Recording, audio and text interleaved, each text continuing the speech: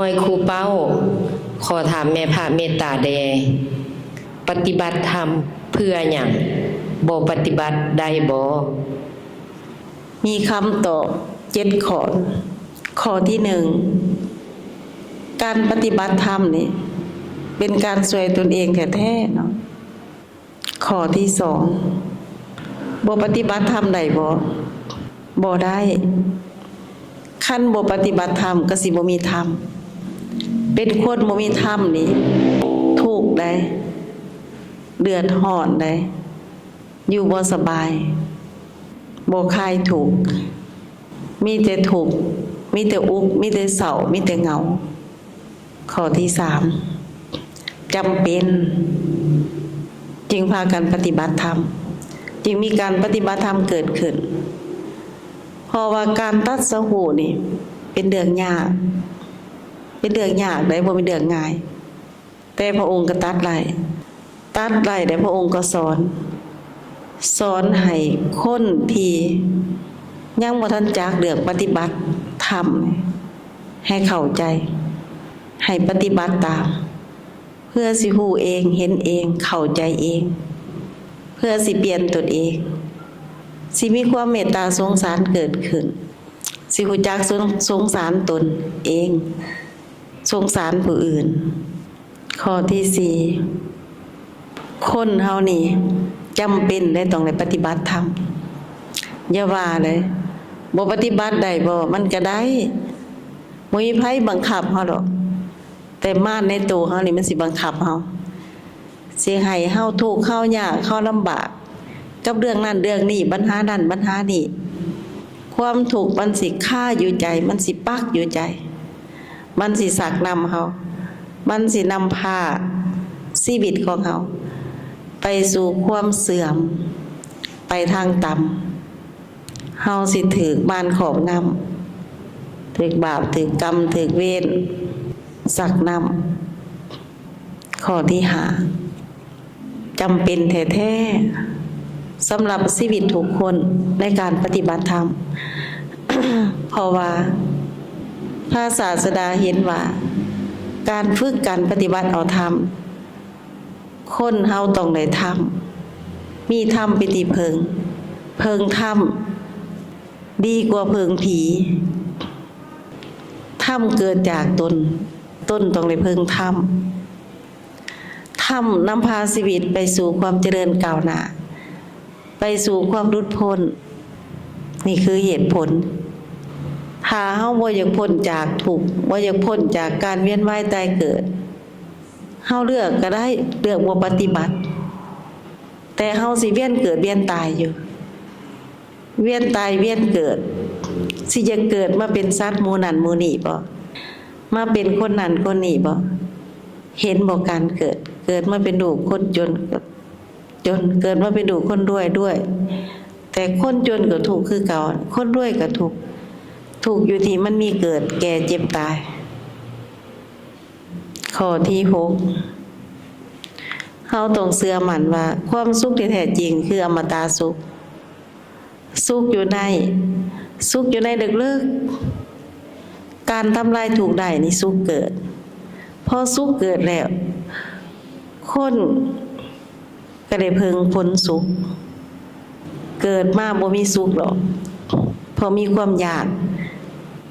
เพราะว่าเกิดได้ต้องแก่ต้องเจ็บต้องตายย่านตายนี่แหละย่านได้สิ่งหลายอย่างย่านบ่ด้วยย่านบ่ได้ย่านสิ่งที่ได้มาแล้วเสียไปย่านสูญหายย่านพัดพรากจากไปแต่มันก็แน่นอนแหละต้องได้พัดพรากจากไปต้องมีสูญเสียต้องมีความเปลี่ยนแปลงข้อที่7คันเฮาบ่เห็นความจริงบ่ฮู้ความจริง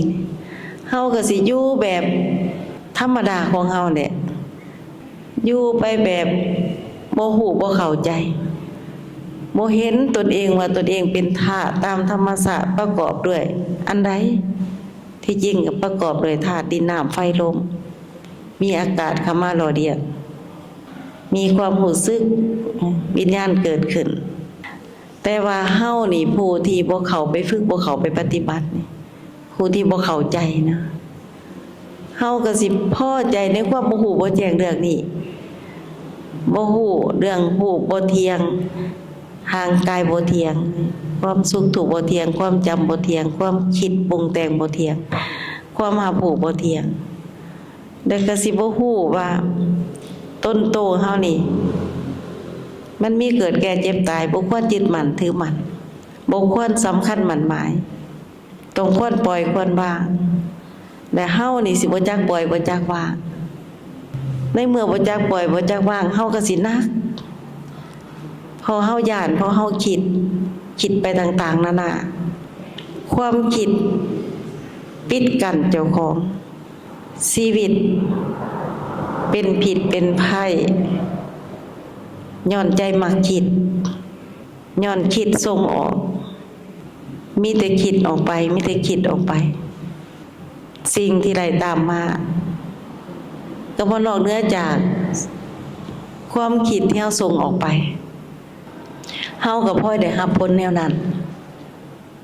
เฮาสิเลือกทางไหนกลับมาเบิ่งทบทวนเบิ่ง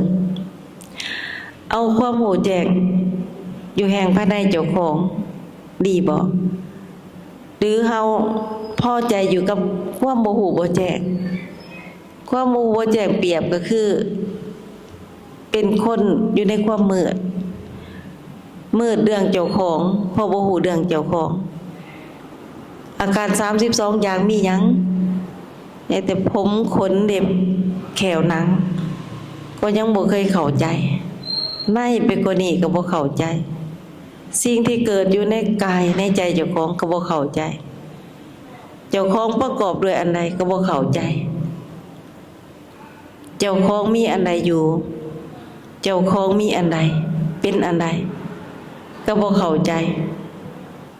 มีแต่ย้านทั้งหมดย้านบ่ได้ย้านบ่มีย้านบ่ดีบ่เด่นบ่ดังย้านสารพัดเรื่องสารพัดอย่างหดหู่อยู่กับความย้านความกลัวความเจ็บความป่วยอดีตก็เป็นกองอนาคตก็ค้นเข้ามาอดีตผ่านมาแล้วก็สะสมไว้อนาคตยังบ่ทันมาถึงไปคิดเอาเรื่องอนาคตเข้ามาทับมาเต็งเป็นแบบนี้ถ้าเฮาคิดถึงเฮาก็ต้องควรรู้นะควรเข้าใจควรเอาตามองค์พระศาสดาเพราะว่าการตัดสู้มันเป็นเรื่องยากเป็นเรื่องสุดแสนยากเป็นเรื่องลำบากก่อนสิตัดได้พระองค์เห็นพระองค์รู้พระองค์เข้าใจพระองค์จึงสอนเฮาพระองค์นำเอาออกมาสอนธรรมบ่ได้สอนแนวอื่นถ้าเฮาบ่เข้าใจเฮาก็สิคิดว่าธรรมดาบ่สนใจบ่อยากเอาถ้าเฮาเข้าใจเฮาสิพอใจเฮาสิเห็นว่าคำสอนนี่เลิศจริงสำหรับเฮาเป็นเรื่องแก้ไขใจเฮาเป็นเรื่องช่วยเฮาให้เฮาเบาในเมื่อเฮาเข้าไปฝึกเข้าไปปฏิบัติเฮายิ่งเป็นคนใหม่ได้ชีวิตใหม่ใจใหม่ความเข้าใจเดิงซึ่งความปล่อยวางได้ใจเฮาก็เบาเย็นสบายหายทุกข์เป็นสุขบ่มีทุกข์บ่มีสุขหลอกๆสุขแบบธรรมศาสตร์สุขบ่เป็นได้มาจังสุขได้หรือบ่ได้ใจก็เป็นสุขเสียไปใจก็เป็นสุขบ่มีความหยาดบ่มีความกลัวบ่มีความมีตัวกังวลเฮาสิเลือกบ่แบบนี้คันเฮาเลือกแบบนี้ก็ถือว่าเฮาเลือกถูกเลือกเดินออกจากโลกหน่วยใหญ่คุ้มขังหน่วยนี้เนาะจบคำตอบขอบคุณแม่พระเมตตาหลายๆ